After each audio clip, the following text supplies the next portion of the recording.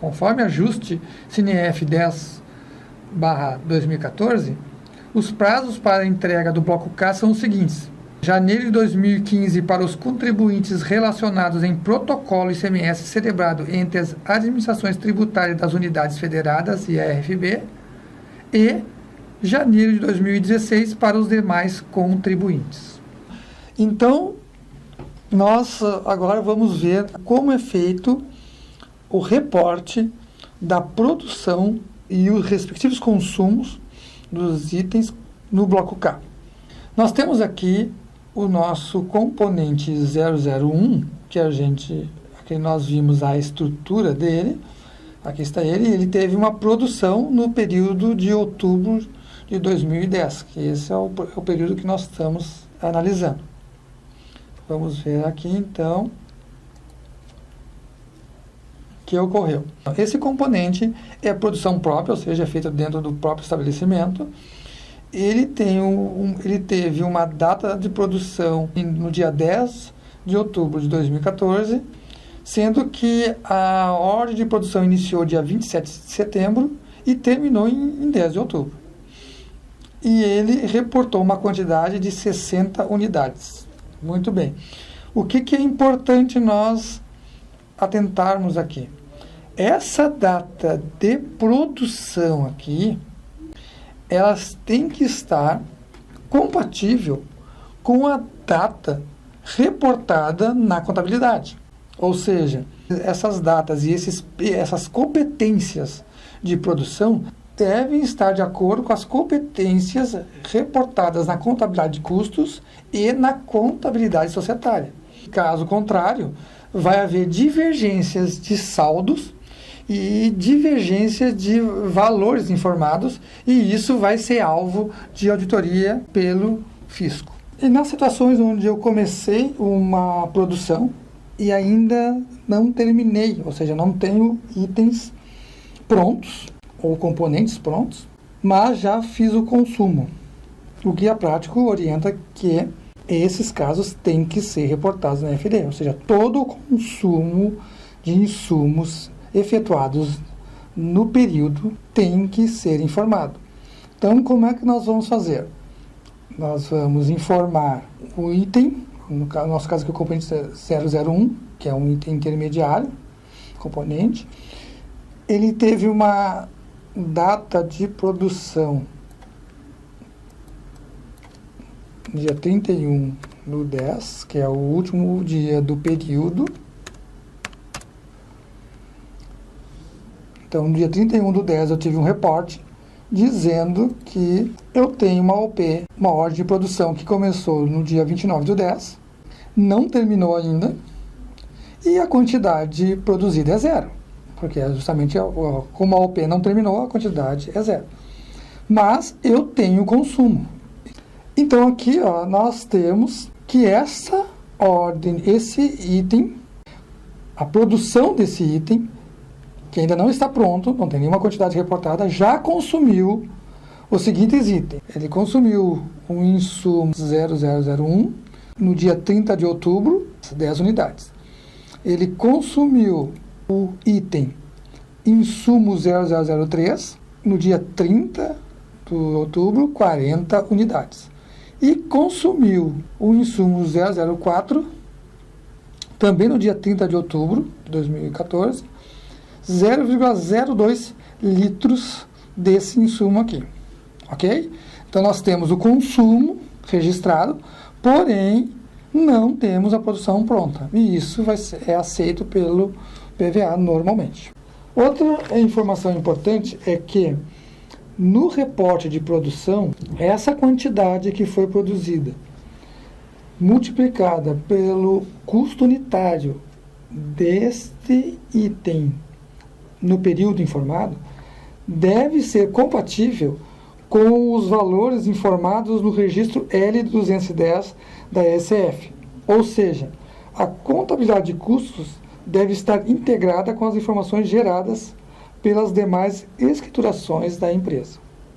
Outro aspecto também muito importante é que, no caso de remessa para industrialização de terceiros, é obrigatório ter a identificação do item que foi enviado divergente, ou seja, diferente do item que retornou. Então aqui nós temos o caso de um componente 002 que foi produzido por terceiro.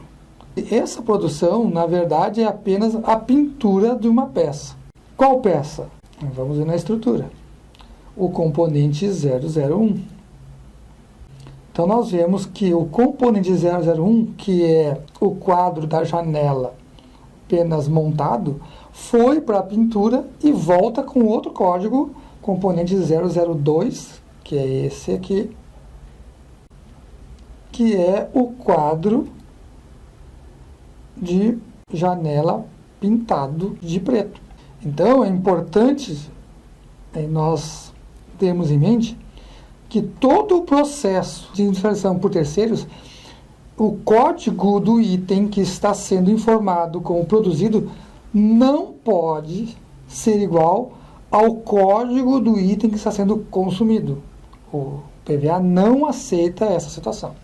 Portanto, é necessário rever o processo produtivo nessas situações para que isso esteja adequado à exigência da FD-ICMS IPI no bloco K. Também temos que considerar que o fisco pode fazer cruzamentos entre a quantidade produzida de um item e os itens consumidos com as aquisições desses insumos. Vejam que se eu tiver o insumo 001, que pode ser tanto adquirido no mercado interno como no mercado externo, e eu utilizar um único código, eu vou ter duas fontes de aquisição para esse item. E na hora de reportar, eu vou reportar tudo como se fosse uma quantidade só. Mas o fisco, verificando a quantidade adquirida no mercado externo, pode sugerir um indício de que o contribuinte deveria fazer a FCI e não está fazendo. Então, importante é ter um controle desses insumos abertos. Ou seja, eu tenho que cadastrar esse insumo duas vezes, uma para o insumo adquirido no mercado interno e outra adquirida no mercado externo.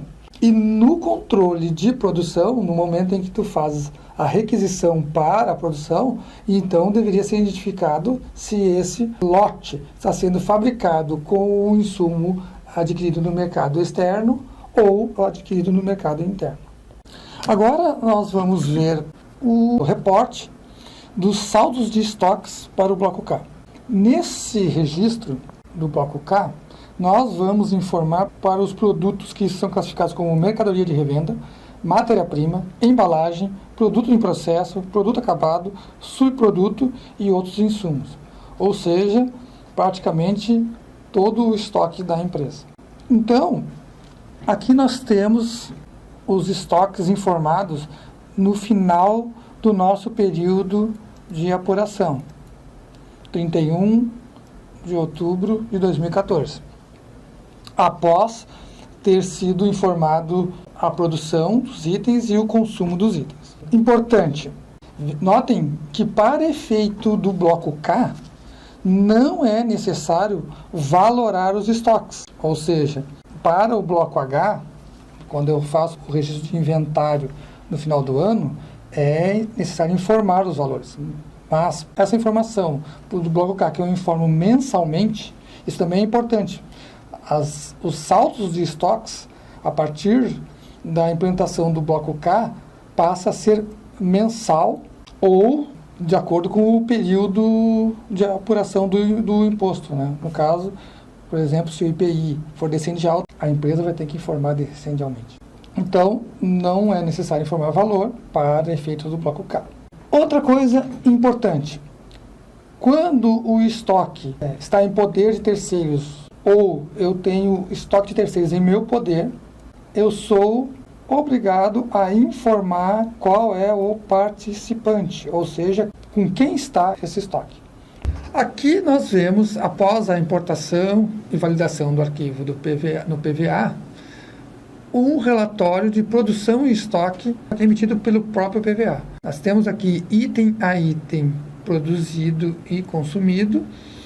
Então nós temos aqui nesse caso um item que foi produzido 60 no estabelecimento, foi consumido 80 em terceiros e a quantidade final foi 70.